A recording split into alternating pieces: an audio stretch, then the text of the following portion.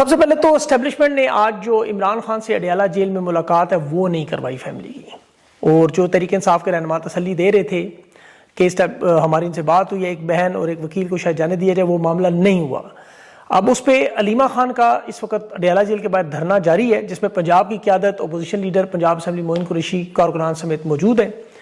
और इस्टेब्लिशमेंट की जिद नज़र आ रही है कि जो अभी ज़ुल्म गलीज़ात ने भी बात की ना कि ये सख्त गिर और ज़िद्दी लोग हैं, बाहर से देखने पर महसूस होता है कि वहाँ एक गड़े में गिर चुके हैं, जहाँ अब उसे ये मज़ीद खोद कर अपने लिए मामलात को ख़राब कर रहे हैं, इस गड़े को मज़ीद गहरा कर रहे हैं।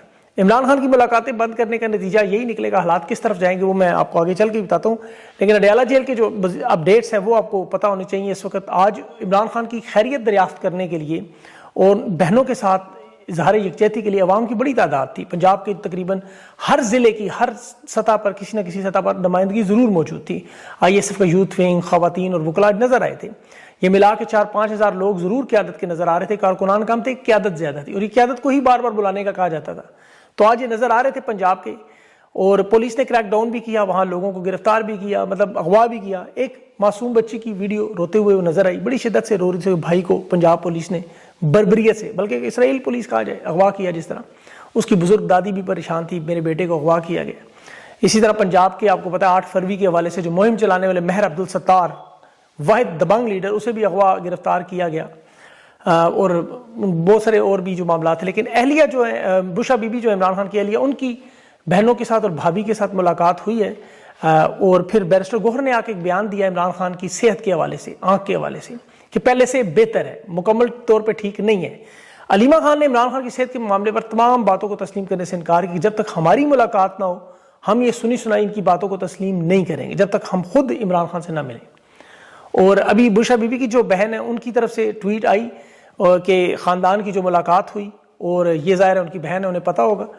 पिछले हफ्ते उन्होंने बताया कि इमरान खान की जब बुशा बीबी से मुलाकात कराई गई तो इमरान खान ने बताया था कि हफ्ते में उनको 2 दफ़ा आंख में धुंधला होने का शिकायत उन्होंने की।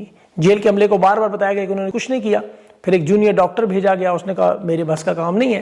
पिम्स के डॉक्टर आए, उन्होंने भी कहा इलाज यहाँ मुमकिन नहीं है, अस्पताल ही जाया जा सकता है। और फिर पिम्स के डॉक्टर्स ने जिद करके इमरान खान को अस्पताल ले गए। अब हुकूमत की तरफ से ये बयानिया आपको नजर आ रहा है कि जी इमरान खान अपनी मर्जी से पिम्स चले गए।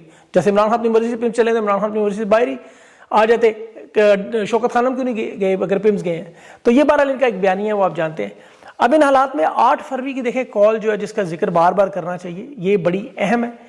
और इमरान खान की जो मुलाकातें इस वक्त एस्टेब्लिशमेंट ने बंद की हुई हैं, और सेहत के हवाले से जो तशवीशनाक खबरें, अब तहरीक इंसाफ अगर 8 फरवरी को एहतजाज को कामयाब ना कर सकी, मोबिलाइज ना कर सकी, पाकिस्तान की आवाम को साथ ना जोड़ सकी, उसे कामयाब ना कर सके, तो देखिए एस्टेब्लिशमेंट का एक तो बयानिया भी मजबूत होगा, उनका एतमाद भी बढ़ेगा कि जी अब तहरीक इंसाफ की स्ट्रीट पावर खत्म होगी, कि एहतजाज की ताकत खत्म हो गई है।